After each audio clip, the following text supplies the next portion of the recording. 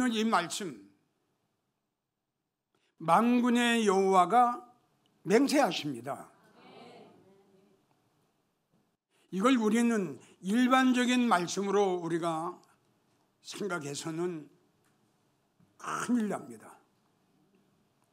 그 하나님의 말씀의 맹세한 내용이 뭐예요? 내가 한 말, 성경에 기록된 말, 이 말은, 성경에 기록된 이 말은 이 시대가 가도, 천지가 변해도, 아무리 모든 것들이 다 변해도 내가 너희에게 하는 말은 한 자도 변함없이 그대로 난 한다. 이걸 하나님이 다른 맹세가 아니라 딱 이 맹세예요. 내가 한 말은 내가 지킨다.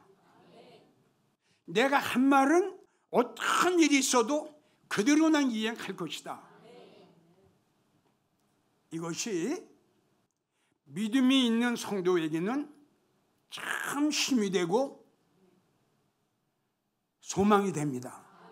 그래, 하나님이 우리에게 하신 말씀은 절대 변하지 않을 거야. 주님이 우리에게 약속하신 그 약속의 말씀은 어떤 일이 있어도 한 자도 변하지 않으시고 그대로 하실 거야. 그래, 내가 힘들고 어려운 지금 이 고난의 길, 벳세메서로 올라갔던 암소처럼 울면서 힘들면서 이 길을 지금 가고 있는데 언젠가는 내가 아버지의 영광을 보는 날이 올 거야. 언젠가 우리 예수님의 영광을 보는 날이 올 거야.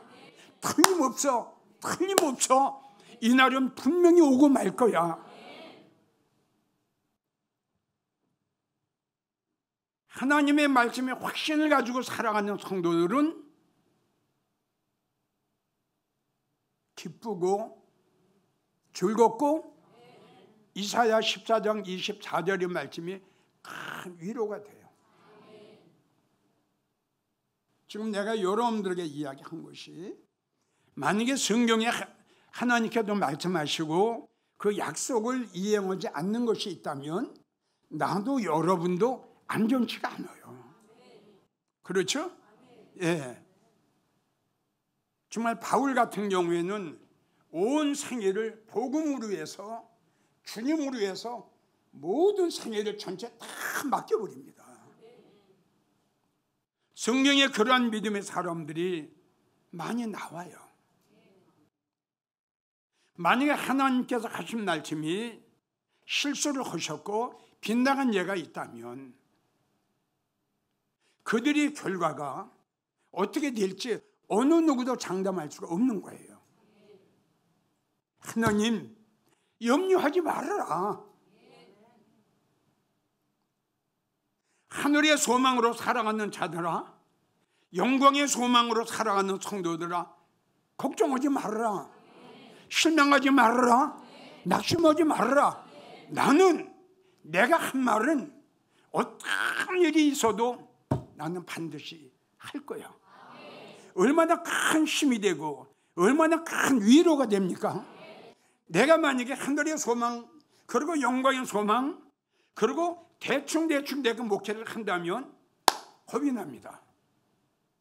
큰일 났구나.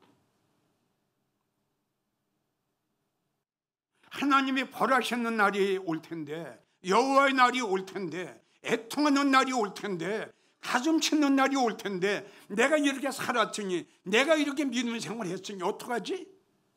두렵고 떨려요. 그러니까 이쪽에서 있는 성도는 이사야 14장 24절 말씀이 큰 힘이 되고 큰 용기가 돼요. 절대 우리 하나님 변하지 않으셔. 절대 우리 하나님은, 절대 말씀은, 절대 하나님의 약속과 언약은 변하는 일이 없어. 나의 모든 일상을 다 드려 오직 영광의 소망, 다니엘이 봤던 그 하나님의 그 보좌, 불꽃 가운데 있는 하나님의 영광, 그 하나님의 영광을 나는 볼 거야. 그 하나님의 놀라운 영광을 나는 보게 될 날이 올 거야. 하나님은 절대 거짓말을 안 하실 거야. 힘이 되고 용기가 되고 이걸 소망 삼아 살아가는데, 정반대로 날라리 같은 성도들, 교회는 다녀도 믿음이 없는 성도들, 나는 맹세한다. 내가 한 말은 분명히 지킨다. 내가 너에게 벌할 거다. 내가 너에게 심판으로 너에게 임할 거다. 두렵죠? 떨리죠? 정반대예요. 그래서 하나님께서 맹세를 하십니다. 그 맹세한 내용을 우리가 알아야 돼요. 지금 여러분들에게 소개하는 이 말씀에 해당되는 성도들은 나중에 아주 불행해집니다. 지금 여러분들에게 이야기한 대로 하나님께서 맹세하신 내용이 뭐냐? 내가 한 말은 내가 책임진다. 다 같이 따라오세요. 내가 한 말은 내가 책임진다. 그거예요. 그걸 맹세하신 거예요. 그래서 지금 이야기를 했죠.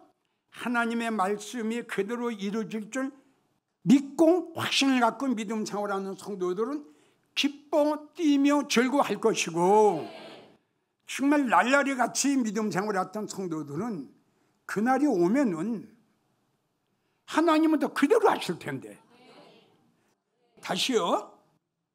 이사야 14장 24절의 말씀은 내가 한 말은 반드시 내가 이룬다. 그 내용이에요. 그게 뭐냐면 성경에 기록된 모든 말씀은 그대로 내가 이룬다. 반드시 이룬다. 이걸 맹세하신 거예요. 그러면 하나님이 그렇게 하셨나 안 하셨나? 우리 한번 과거를 한번 봅시다. 자, 창세기 6장 아담과 하와가 나옵니다. 아담아, 하와야, 에덴 동산에 있는 모든 것은 네가 다 먹되 내가 먹지 말라고 하는 실과는 먹지 말아라. 먹이면 너는 죽는다. 너 먹으면 죽는다. 이게 하나님이 아담과 하와에게 하신 말씀이에요. 그런데 하와가 간교한 뱀의 미혹을 받습니다. 저걸 먹으면 정녕 너는 죽지 않는다. 저걸 먹는 날이면 너 눈이 밝아져서 너도 하나님하고 동등한 사람이 된다. 이렇게 간교한 뱀이 하와를 미혹합니다. 자, 이럴 때 문제는 뭐냐 그러면 분별력이에요. 자, 하와가 이제 어떻게 할 거냐 이거예요. 여기서 분별을 못해요. 간교한 뱀의 말을 더 들어요. 이거는 상당히 중요한 말씀이라고 그랬죠. 오늘날 모든 성도들이,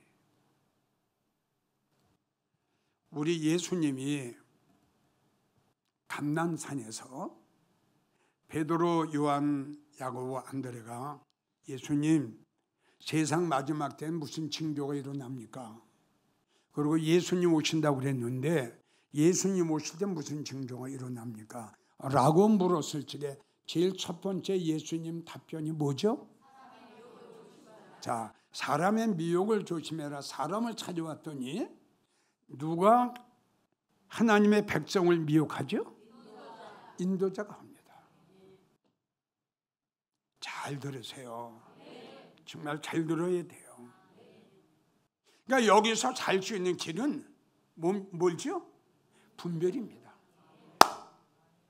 이건 진리가 아니구나. 이거는 가짜구나. 이건 진리구나. 이걸 분별을 해야 내가 살 텐데 이걸 분별을 못하는 거예요 지금 성도들이. 그럼 어떻게 되겠어요 이제? 그 성도의 결과가. 자, 저거 먹으면 너는 죽어. 그랬죠.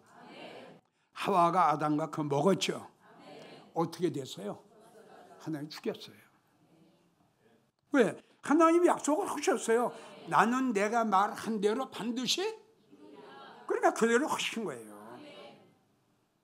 얼마나 두려워요. 오늘날 한국교회 성도들이 하나님을 두려울 줄 몰라요. 정말 몰라요. 이거 보통 문제 아니에요. 자, 하나님 말씀하신 대로 아담과 하와 죽였어요. 얼마나 무서운 말씀이에요. 아니, 한 번쯤 하와야, 아담아, 내가 이번에 용서해 줄 테니까 다시는 먹지 마라 하실 수 있죠.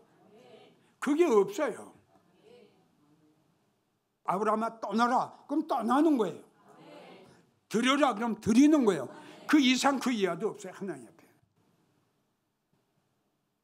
우리는 하나님은 무조건 사랑의 하나님, 용서의 하나님, 뭐 긍휼의 하나님, 아닙니다. 얼마나 두렵고 얼마나 무서운 하나님인 줄 아십니까? 모든 성도들은 예수님은 사랑의 하나님으로만 착각하고 있는 거예요. 이거 잘못된 거예요. 자, 소돔과 고모라 성 너무 음란했어요. 하나님이 유황불로 멸망시키려고 두 천사를 보냈어요. 롯의 사위는 농담으로 여겼더라. 그 말할 것 없이 하나님 죽였어요. 끌어내놓고 뒤돌아보지 마라. 뒤돌아보면 너희들 죽는다. 롯과 두 딸은 소활청을 갔죠. 구원받았잖아요. 롯의 처는 하나님의 말씀을 무시하고 거역하고, 잘 들어, 그냥 죽었어요. 수공죄는 그냥 돼버렸어요. 우리 한번 깊이 생각해 봐요. 아니, 되돌아본 순간에 그냥 죽어버린 거야. 한 번쯤 용서하실 수 있을 텐데 용서가 없어요. 이렇게 두렵고 떨리는 하나님이에요. 이런 것들을 목사님이 성도들에게 알려줘야 됩니다. 그렇잖아요. 무조건 사랑의 하나님, 잘못해서 무조건 회개만 하면 아유, 이건 너무너무 엉터리 같은 설교예요. 죄 용서를 받는 거 그렇게 쉬운 게 아닙니다. 희석의 왕을 보십시오. 어떻게 회개를 했는가. 자, 잘 들으세요. 하나님의 맹세하신 것 중에 하나만 소개해요. 나는 내 집에서 심판한다. 내 집이 어디예요? 여기에요. 아니, 하나님 왜 교회에서 심판을 합니까?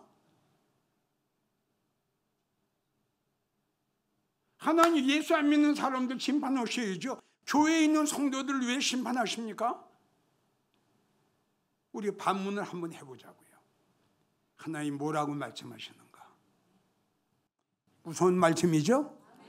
여기서 심판한다는 거 잊지 말아요. 여기서 심판해요. 여기서. 여러분들 중에도. 아멘이에요? 근데 여기서도 올라갈 사람이 있고 남을 사람이 있겠죠. 여기서도. 자, 베드로전서 4장 17절, 하나님 집에서 심판을 시작할 때가 되었나니, 만일 우리에게 먼저 하면 하나님의 복음을 순종치 아니한 자들에게 그 마지막이 어떠하며, 그러니까 안 믿는 사람들의 마지막은 말할 것도 없다 이겁니다. 얼마나 불행해지겠어요. 자, 왜 하나님 집에서 심판하시나 이겁니다. 왜? 우리가 너무 잘 아는 말씀, 이사야 1장 22절의 말씀, 너희가 내 앞에 보이러 오니, 지금 똑같은 거예요. 여러분들 이렇게 하면 생각하시면 돼요. 너희가 내 앞에 보이러 오니 그것을 누가 너희에게 요구하였느냐? 너는 교회 마당만 밟을 뿐이다. 교회 나오는 성도들 중에 이런 성도가 있어요. 자, 두 번째, 에스겔 33장 31절, 이게 똑같은 말씀이에요. 내 백성이 모이는 것 같이 내 앞에 나오며, 자, 이사야 1장 12절은 너희가 내 앞에 보이러 오니, 똑같은 거예요. 내 백성이 모이는 것 같이 내 앞에 나오며 내 백성처럼 내 앞에 앉아서 설교를 들으나 그대로 행치 아니하니 입술로는 나를 사랑하나 네 마음은 새빨간 거짓말이야. 입으로는 예수님 사랑해요. 그런데 여기는 다 세상께 가득 찼어. 목에까지 꽉 찼어. 그리고 입술로는, 자, 우리 한번 생각해 봅시다. 우리 하나님은 우리가 생각하는 것까지 알고 계시거든요. 그렇죠? 불꽃 같은 눈철이 우리의 심령까지 살피시는 주님. 자, 내가 주님을 사랑하지 않으면서 예수님 사랑해요, 이런 성도를 예수님 보셨을 적에 얼마나 가증스럽게 보시겠어요. 그래서 내가 여러분들에게 그랬죠. 예수님 사랑하지 않으면서 사랑한다고 거짓말하지 말자. 에? 꼭 이대로 해야 돼요. 그럼 어떻게 하느냐? 예수님, 나도 예수님을 사랑할 수 있는 믿음을 주세요. 이게 솔직하고 이게 진실한 거 아니에요? 예수님 사랑하지 않으면서도 예수님 나 사랑해요, 우리는 그런 성도 되면 안 됩니다. 정말 안 돼요. 도리어 그거는 마이너스예요, 자기에게. 자, 마태복음 7장 21절, 나더러 주여 주여 하는 자마다 다 천국에 들어갈 것이 아니요. 자, 똑같아요. 입으로만 주여 주여 하는 거예요. 교회는 나오는데 믿음이 없어요. 교회 문만 밟고 다녀요. 입으로만 예수님 예수님 해요.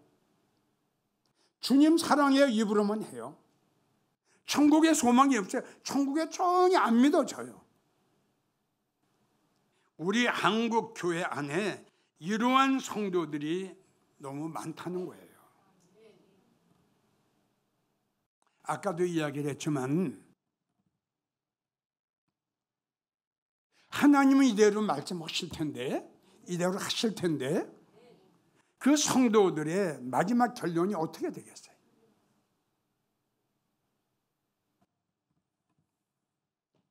그래서 하나님께서 그래서 이러한 성도들이 있기 때문에 교회를 심판하신다는 거예요. 이런 성도가 있기 때문에. 또 마태복음 3장 12절을 보면 손에 키를 들고 자기의 타작마당을 정하사 알곡은 모아 곳간에 들이고 쭉정이는 꺼지지 않는 불에 던져버려요.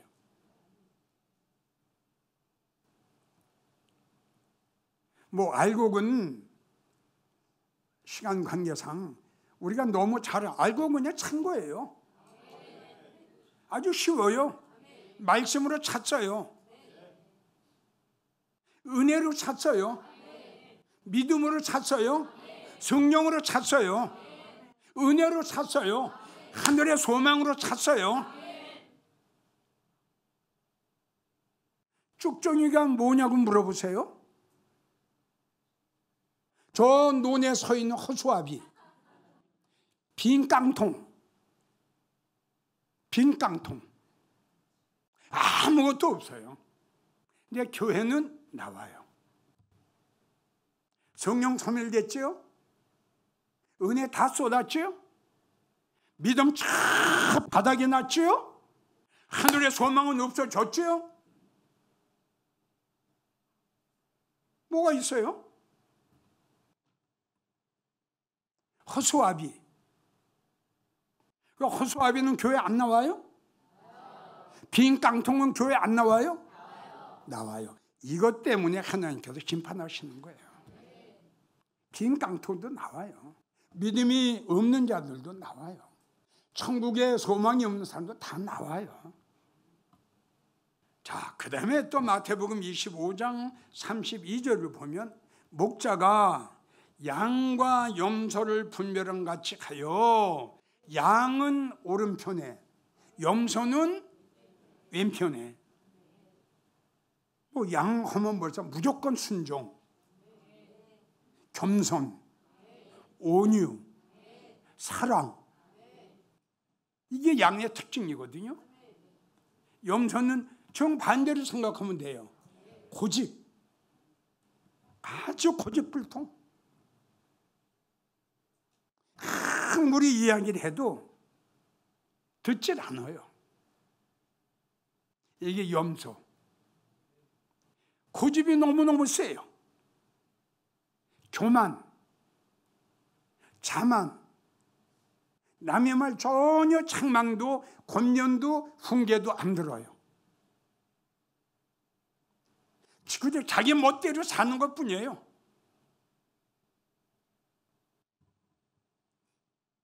근데 염소 교회 나와요? 안 나와요? 이게 나오네요. 염소도. 이게 문제가 되는 거예요. 양도 나오고 염소도 나오고 알곡도 나오고 축초기도 나와요. 마지막으로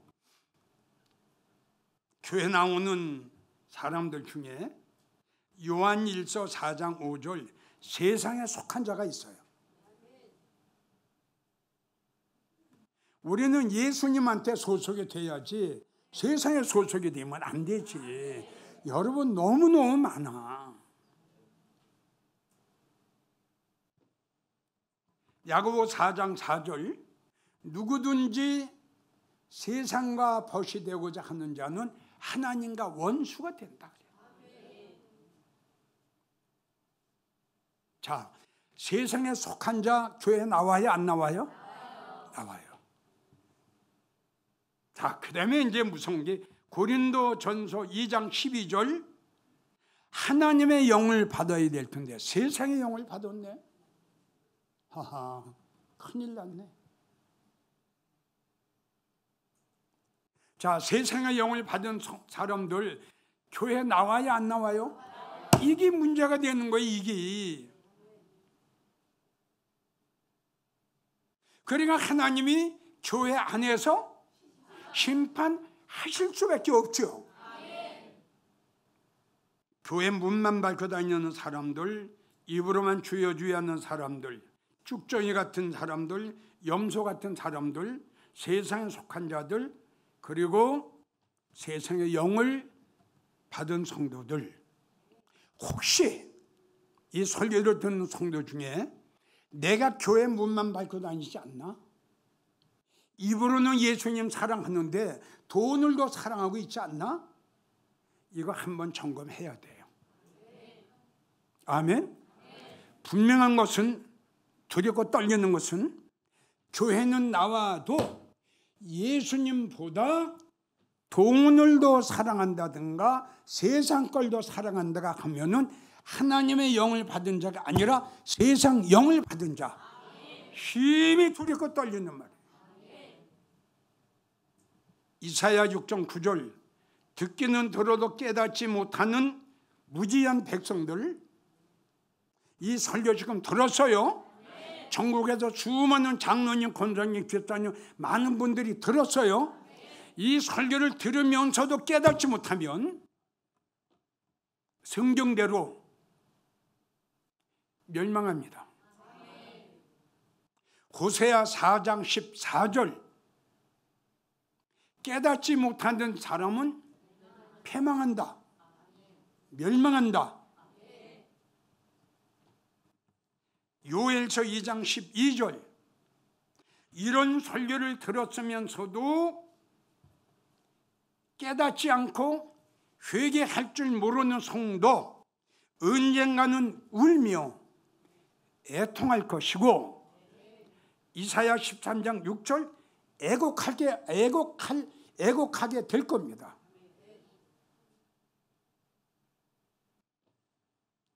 하나님은 하나님의 말씀하신 것 맹세코 반드시 꼭 필연코 내가 너 살려준다. 그럼 살려주세요. 너 죽는다. 그러면 죽어요.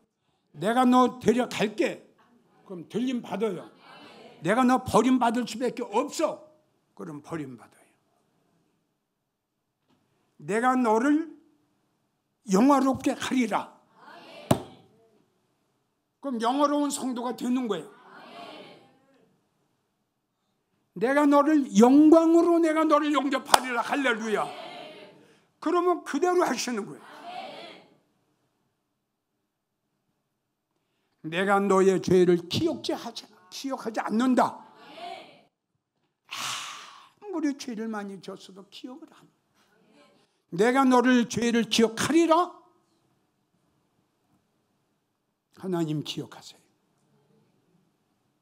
왜냐고요? 하나님의 말씀하신 대로 하실 수밖에 없기 때문에.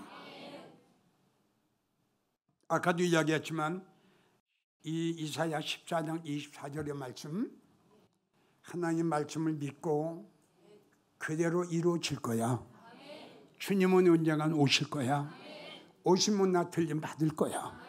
들림 받고 천년왕국 들어와서 나 이렇게 될 거야. 이걸 소망 삼아 사랑하는 성도들에겐 큰 위안이 되죠.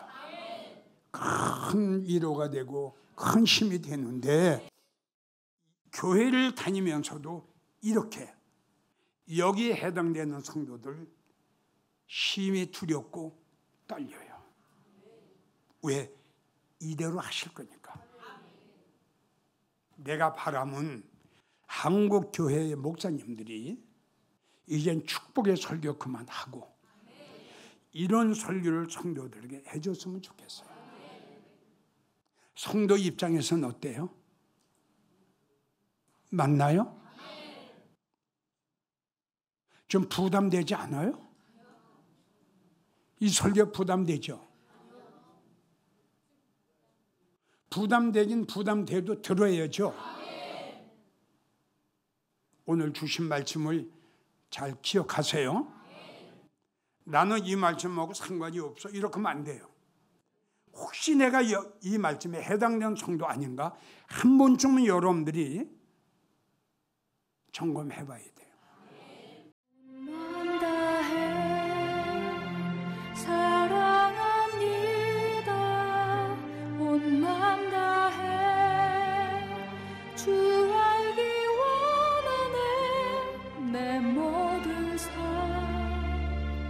당신 것이니 주만 서